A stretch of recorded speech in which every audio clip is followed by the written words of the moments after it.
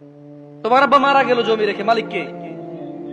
তুমি। যত খারাপই হও, বাপের সম্পদের মালিক কে? যত খারাপই হোক, বাপের পরিত্যক্ত জিনিসের মালিক কে? সন্তান। তো তুমি একটা জিনিস চিন্তা করে দেখো তো, যদি তুমি মুসলমান না হয়ে মরতে পারো, যদি মরো, তুমি কি জান্নাত পাবা? আর যদি তুমি মুসলমান হয়ে মরো, জান্নাত আছে। মুসলমান হয়ে মরলে জান্নাত কি? যেমন তোমার বাপ তোমাকে ঘরে জায়গা দিবে না বলে, তুমি জেঠার ঘরে চাচার ঘরে যে আধা ঘন্টা 1 ঘন্টা 2 ঘন্টা থাকো, নানার বাড়ি যদি 2 দিন বেড়াও, তোমার মা আয়সা দিয়ে যায়, খালা আয়সা দিয়ে যায়, থাক করে মারিয়েন না, আর করবে না। জায়গা শেষ পর্যন্ত কোথায় হয়? ঘরে হয়। ওকে, তোমার মা বলছে তুই আজকে ঘরে, তোর খবর আছে। তোমার বয়স তখন মাত্র 11 বছর বা 12 বছর। তুমি এখন এত শিয়ানা হও নাই, এত শক্তিশালী হও নাই যে মাকে ধমক দাও। মাত্র তোমার বয়স 11-12 বছর। কোন একটা অন্যায় করেছো, তোমার মা বলছে তুই আজকে ঘরে আয়। তুমি কি করছো? এসার পর হয়ে গেছে, দোকানের সামনে ঘোরাঘুরি করতেছো। তোমার চাচা বলতেছে কিরে 8টা বাজে রাতে তুই আজকে এখনো ঘরে যাস নাই?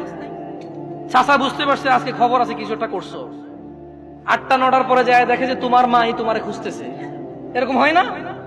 তোমার মায় তোমারে খুঁজতেছে যে আমগো আব্দুর রহিমের দেখছেন নিও কিল্লাই, আরে এতরে কইছিলাম আজকে ঘরে এলাতে, পোলাটা তো আমার জীবনটা শেষ করে দিচ্ছে, এই সেই হ্যান তুমি যা যা করছো বলছে। বলার পরে তোমার মায় কিন্তু তোমার, যখন এখনকার কথা বলছি না, তোমার মায়ে তোমাকে চেরাগ নিয়ে চেরাগের যোগে খুঁজছে, হারিকেন নিয়ে হারিকেনের যোগে খুঁজছে। এখন মোবাইলের ফ্ল্যাশ লাইট দিয়ে তোমাকে খোঁজে তোমার মা, খোঁজে না? দেখছো, তোমার মায়ের সন্তান তুমি, অন্যায় করছো বলছে ঘরে জায়গা দিবে না, 2টা শলা দিয়ে বাড়িও দিছে, কিন্তু আবার মাই রান্না করে খাওয়াইছে, আবার মাই ওই মায়ের দাগের মধ্যে মাই তেল মালিশ করে দিছে।